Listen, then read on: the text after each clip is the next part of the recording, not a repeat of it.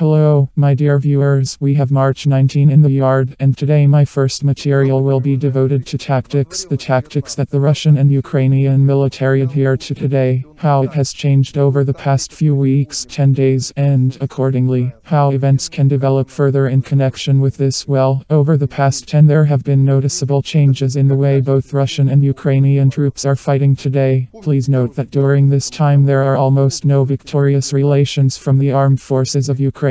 That is, there are relations as such. Yesterday was literally the last one that Russian troops were pushed back from Kiev by 70 kilometers, given that the General Staff of the VS immediately refutes all this, but we are talking about reality, that Russian troops now no longer pass hundreds of kilometers in a couple of days and, accordingly, are not exposed to. Because of this, there is no unnecessary danger. That is, the tactics of the Ukrainian units in the first days of the war were calculated that the groups of Russian troops that escaped separately fall into pre-prepared ambushes and accordingly suffer heavy losses. Moreover, in some places this tactic worked quite well for itself, but the Russian armed forces very quickly adapted to this and changed their tactics. They focused on the destruction of military equipment and personnel of the armed forces of Ukraine and achieved huge results, which is literally worth the last few strikes on the Yaverovsky training ground, and the Foreign Legion of the VS lost several hundred people. There are dead, wounded, and the rest of the contingent of this so-called legion, in fact the brigade, disappeared on trains to Poland. I also want to separately note yesterday's, in fact, the crushing and destruction of the 79 Brigade in Nikolaev. There is no official data, but those photos that were published by Swedish journalists who were on the scene, they are amazing. In fact, there is no brigade.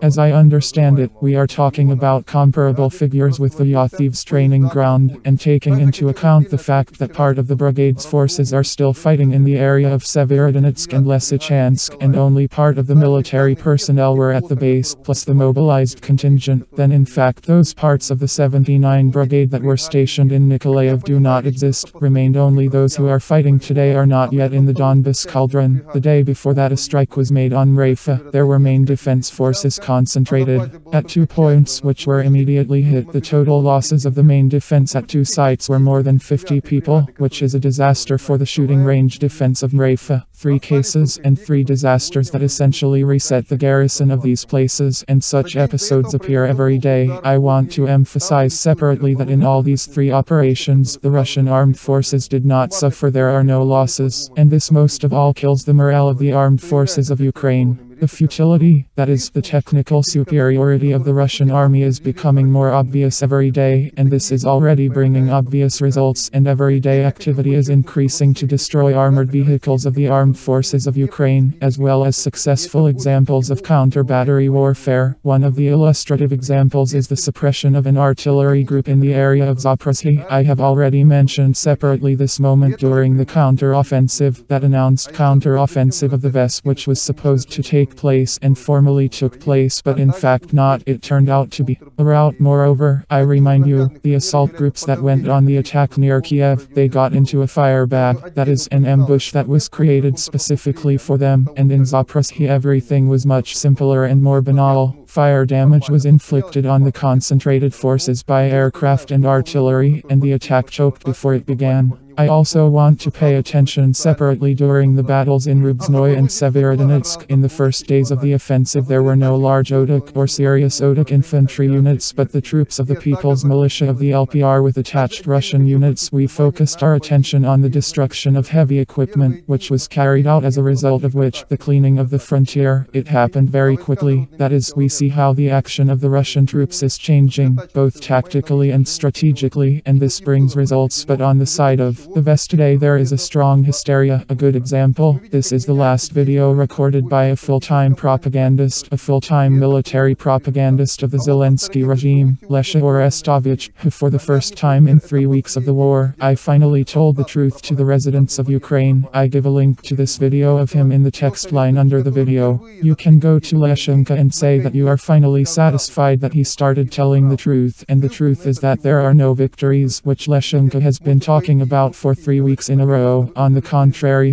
the hardest battles are going on, and Ves is not going to get anything except absolute defeat. But I have already made my conclusion, because Leshchenko cannot pronounce these words, although before that he says this is what he traditionally calls on all Ukrainians to unite, fight, and fight to the last Ukrainian. This is what happened. Now what can be expected in the future? I have already drawn attention to the fact that the leadership of Ukraine is well aware that in the next couple of weeks they will lose all their mechanized mobile units and the tactics they followed during 1 month of the war. It is neither it will not lead to anything, because there will be no maneuvering units, artillery will be destroyed. In fact, the air defense system has already been destroyed, and the only hope that they will be able to delay this war is to mobilize as many people as possible. It is clear that these people will already be Deminurovs. There will be no way to transfer these units. They will now try to saturate the defense line with these people in order to make it difficult for Russian troops to advance further to the west. For this reason, new, in fact, infantry units are being formed today, and according to a very interesting principle,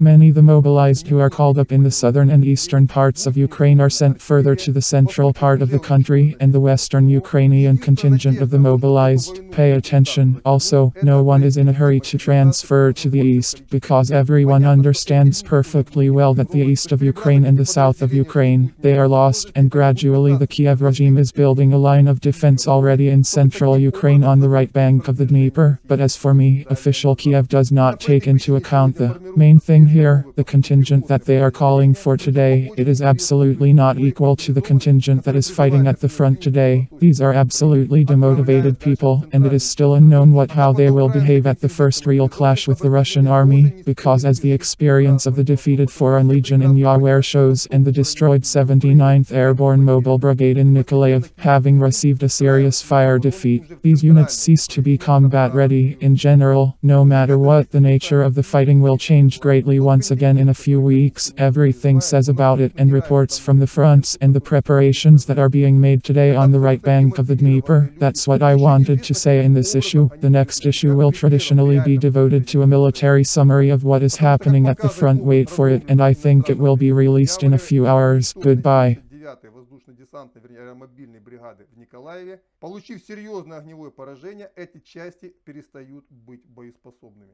В общем, как бы там ни было, характер боевых действий уже через несколько недель сильно изменится в очередной раз. Об этом говорит все, и сводки с фронтов, и те приготовления, которые сегодня делаются на правом берегу Днепра.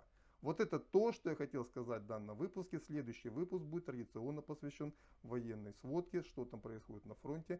Дождитесь его, я думаю, он выйдет через несколько часов. До свидания.